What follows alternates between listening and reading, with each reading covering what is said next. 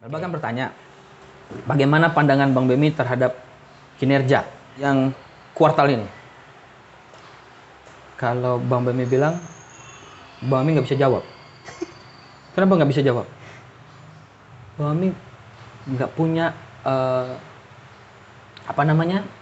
rencana kerjanya. Oke. Karena rencana kerja itu kan biasanya kalau di masa dulu nih, di masa Bang Bemi masih di bank itu, kita bicaranya gini. Agak kesini aja bang, ngadepnya bang. Target Gitu. capaian akhir tahun ini berapa mau kita tumbuhkan? Nah, sekarang ini berapa mau ditumbuhkan oleh Bang Riau kan Bang Bemi nggak tahu. Jadi kalau mau panggil orang Bang Riau, kita diskusi, sifatnya membangun, kita share lah ya, mungkin pemimpin divisinya perencanaan atau Pak Dirut, kita bisa ketawa sambil ngobrol-ngobrol untuk Coffee morning ya. coffee morning. Bahas soal itu ya. Bahas seperti ini, artinya gini. Bagaimana kita mau buat Bang Riau 1 tahun, 3 tahun, 5 tahun. Jangka pendek, menengah, dan panjang. Mungkin ada bang, enggak? I- Cuman nggak tahu kita kan. Iya, itu. Makanya kalau Melba tanya tadi, bicara tentang kinerja, yang kita dengar cuma satu. Ada kemarin dapat foto dari Instagramnya Pak Dirut. Beliau webinar di Jakarta tentang kinerja. Cuman saya sedikit bingung aja kenapa webinarnya harus ke Jakarta sementara usernya ada di Sini ya. Iya. Ya, nah nanti itu tanya aja lah langsung sama Pak Dirut. Kalau kita lihat angka-angka ya, kalau kita bicara kinerja itu kan angka. Ya. Angka ini harus kita lihat kan trennya. Nggak bisa bilang kami sampai 100%, kami tumbuh 3%. Karena gini, aset ditinggalkan Pak Erzon tahun 2012 atau 2013, 23,6. Sekarang 30. Tumbuhnya berapa nih? Ya, dikit kali bang ya. Nah, ayo kita bicara, kalau kita mau bicara itu tampilkan. Nominalnya. Iya, angka-angkanya kita lihat kan pakai grafik. Kita akan tahu ini on the track kah atau bagaimana gitu. Ya kan kita punya biro ekonomi di kantor gubernur. Apalagi beliau dokter itu kalau nggak salah ya. Pak John Armedikinya. Pasti orang pintar, dia akademisi kan. Kita lihat peran dan fungsi beliau dalam mengawasi Bang Riau ini seperti apa juga bisa kita pertanyakan gitu. Bang, seberapa penting bang ketika bang harus memperlihatkan pertumbuhan dalam bentuk angka-angka ini? Orang kalau melihat pertumbuhan itu sehat, timbul nggak kepercayaan orang terhadap bank tersebut? Artinya kinerja itu akan menjadi tolak ukur. Loh, gini aja lah. Dulu kita sibuk mau terbitkan obligasi. Terbit obligasi itu di masa Pak Erzon cuman. Iya. Karena kinerja waktu itu bagus. Kemudian ada lagi mau menerbitkan obligasi. Kenapa nggak terbit-terbit? Pernah nggak kita tanyakan ke lembaga pemeringkatnya? Kita nilainya apa? Kelompok apa? Triple E kah? Double B kah? Kita kan nggak tahu. Makanya dengan adanya angka tadi tambah GCG yang sekarang susah loh. Ya, kalau dulu di masa Pak Erzon nih Mel, kita cerita di masa Pak Erzon nih. Sekedar maksudnya gini. Refresh saya bukan, kita coba mencari pembanding ya. Dulu setiap individu, setiap karyawan Bang Riau itu setiap hari pasti menerima neraca tren. Artinya dia tahu kinerja cabangnya, dia tahu kinerja kantor. Dengan begitu kita harapkan mereka awareness-nya terhadap bank ini tumbuh gitu. Tapi kemudian sekarang itu tahun berapa bang? 2008 sampai 2012, 2013 tuh setiap hari kita dapat. Berarti setelah 2012 abang masih di sana kan? Udah nggak ada lagi yang kayak gitu? 2013 kayaknya ya nggak ada. Udah nggak ada lagi ya? Sampai sekarang? Ya, kan apa sih yang mesti kita sembunyikan? Ini kita uang ini bukan uang nenek moyang kita, uang masyarakat, uang pemerintah, harus kita pertanggungjawabkan. Ya. Dengan kita transparan, orang bisa nilai. Bukankah yang mereka paparkan itu juga angka pertumbuhan, Bang? Walaupun dalam bentuk persenan. Nah, sekarang kan mau mintanya 2012 Ya, ya. aset 23.600. Sekarang 21. berapa tahun dah tuh? 9 tahun. Artinya setiap tahun cuma tumbuh kurang lebih 1 T. Iya ya? Nggak nyampe. Nggak nyampe kan? Nah, coba. Ya, karena tidak disebutkan angka tadi gitu. Ya, kita growth sekian ya. Tahun sebelumnya berapa? Tahun sebelumnya berapa? Tunjukkan itu angka. Kalau itu kita lakukan, orang akan tahu. Iya. Dan itu akan jadi faktor penilai kita. Lembaga pemeringkat ini kan dia sangat teliti. Sampai lembaga pemeringkat itu video profile dari perusahaan aja dia nilai. Oh gitu. Iya. Kita kan mau listing di Bursa Efek itu mereka minta macam-macam, bukan minta sini mau terbitkan berapa, enggak, prosesnya panjang, prosesnya berbelit-belit dan jelimet, penuhi. Pernah mau listing di Bursa Efek, Bang? Kita jual obligasi? Ya. Nggak, kira pas waktu, soalnya di 2018-2019 Bursa Efek Indonesia juga mendorong itu, Bang Riau, untuk go public gitu. Cuman Pak Andi waktu itu kan siap enggak, kata dia. Bukan masalah siap enggak sebetulnya. Pak Andi itu sebetulnya kasih signal kita pertanyakan kinerja. Karena itu faktor penilai. Laporan keuangan.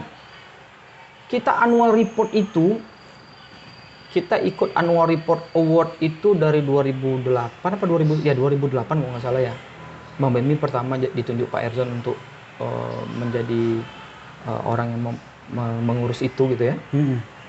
Akhirnya kita bisa menang di 2013 ya. Saat Bang Benmi sudah enggak lagi lah di perencanaan. Nah, itu bagian dari penilaian. Ya. Jadi kalau apa ya? Bicara teori, kalau kita kurang dana nanti kita jualan obligasi. Emang jual obligasi bikin tempe goreng, cari tempe potong-potong, jual. Kalau nggak laku gimana? Enggak, jadi maksudnya itu gini. Untuk membuat obligasi itu banyak bumbunya. Oh ya. Manajemennya harus sehat. Kinerjanya juga harus baik. Banyak faktor penilai lah. Jadi enggak serta-merta ujuk-ujuk obligasi mau diterbitkan, enggak bisa. Itu pasti cerita bohong, pepesan kosong. Terus kemarin kita baca lagi saham seri B, diterbitkan saham seri B untuk koperasi.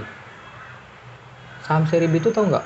Sebetulnya koperasi PNS seluruh Riau ini dan Kepri itu berhak dapat saham seri B. Kenapa saham seri B itu sekarang untuk koperasi Bank Riau aja? Oh gitu, Bang ya? Iya.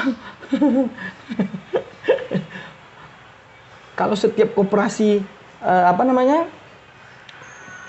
koperasi pegawai negeri ini punya saham seri B sahamnya Bank Riau, tiap tahun dia dapat dividen pasti. Iyalah, kan mereka minjemnya di situ kan. Nah, itu. Jadi maunya saham seri B ya udah lepas kepada yang berhak, jangan dikangkangin sendiri, nggak baik gitu. Artinya salah satu catatan penting kita tadi itu terkait soal transparansi kinerja lah ya. Ya. Karena itu dia akan berpengaruh tadi terhadap beberapa kebijakan yang akan diambil. Habis itu masyarakat secara luas bisa menilai bagaimana pertumbuhannya dan itu berdampak terhadap tingkat kepercayaan tadi. Iya. Ada ngaruhnya nggak, Bang, kalau kinerja itu terkait soal penambahan modal baru dari pemegang saham? Nggak ada. Kalau itu memang murni keinginan pemegang saham. Masing-masing pemegang saham. Kita tambah pun modal tapi ekspansi kreditnya nggak tumbuh dengan baik. Bisa jadi itu salah satu kenapa tidak ditambah-tambah sampai sekarang. Buku 2 aja kita punya batas maksimum kredit ekspansinya berapa? Ya. Udah terpenuhi belum? Tapi nggak, Bang Memi yakin lah. Bareo itu sekarang berisi orang-orang pintar semua kok. Orang-orang hebat. Putra-putra terbaik Bareo. Jadi pemimpin, yang jadi kepala cabang. Ya kita berharap. Ya persoalannya kenapa gitu-gitu aja? Biasanya gini deh. Punya effort dari atas nggak terhadap bawahnya? Ingat nggak dulu? Erzon di Mosi tidak percaya, salah satunya terlalu kencang katanya. Terlalu kencang aja orang nggak percaya. Iya. Padahal kencang itu yang menyebabkan Menara Bang Rio itu hadir. Iya. Kencang itu yang menyebabkan aset tumbuh. Ya. Kencang itu yang menyebabkan jaringan kantor tuh ada di mana-mana. Itu protes datang dari internal. Oh, Mosi tidak percaya itu dari internal. Dulu dibilang malah begini. Erzon tuh diatur oleh Bemi. Berarti Bemi lebih pintar dong daripada Pak Erzon. Lucu kan? Sekarang setelah Pak Erzon nggak ada, rame-rame bilang lebih punya konsep Pak Erzon daripada direktur sekarang. Lah, inilah manusia-manusia begini yang banyak nih. Kasihan kita nengok Pak Andi. Iya. Artinya dia tidak bahkan dia tidak mendapat dukungan dari bawahnya kan? Iya. Oh, sekarang itu kasihan beliau. Ada yang bilang, wah dia cuma bisanya marah-marah. Jadi ya siapa yang nggak marah? Masuk dengan kondisi sembrawut. Iya sih. Gitu. Suka-suka ada. Tadi malam ya apa tadi? Iya tadi malam jam 11 malam. Ada teman bilang begini. Ada seorang karyawati katanya. Itu masuk kerja suka-suka dia. Karena dia merasa sesuatu gitu kan. Tapi apakah ditegur oleh atasannya? Apa atasannya takut karena sesuatu tadi gitu? Kita kan nggak tahu nih. Ya. Makanya Bang Mem itu sangat berharap lah Bang Rio sukses. Yang namanya maling-maling itu kirimlah menurut aturannya. Jangan lagi dilindungi. Jangan lagi disembunyikan. Toh disembunyikan orang juga pada tahu. Bobol di cabang pembantu A, di cabang B, hampir setiap cabang ada fraud. Ya. Tapi belum pernah ada yang masuk ke kasus hukum kecuali yang yang pasir ya. Pasir ya. Pasir. Nah. Dan Melba tahu nggak? Pemimpin cabang Dalu-Dalu, Anong, pernah menelpon. Dia mengatakan, saya dikerjain oleh internal Bang Rio. Saya dipaksa untuk tanda tangan seolah-olah mengaku menggunakan uang kredit itu 40 miliar dengan janji masalah ini akan diselesaikan. Tapi kemudian pengakuan saya itu yang diserahkan ke kejaksaan yang menjerat saya sampai 12 tahun, Bang. So, ini bisa dipertanggungjawabkan, Bang? Hah? Bisa dipertanggungjawabkan? Boleh. Kita malam boleh ketemu sama beliau. Ayo kapan mau ketemu kita datangin. Itu pernyataan beliau loh, Mel.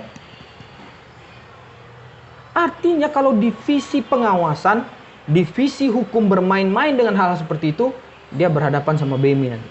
Jangan coba kondisi-kondisikan. Cukup BMI jadi korban. Bang, ini bener. Kita lihat aja. Sampai sebegitu masifnya emang ya.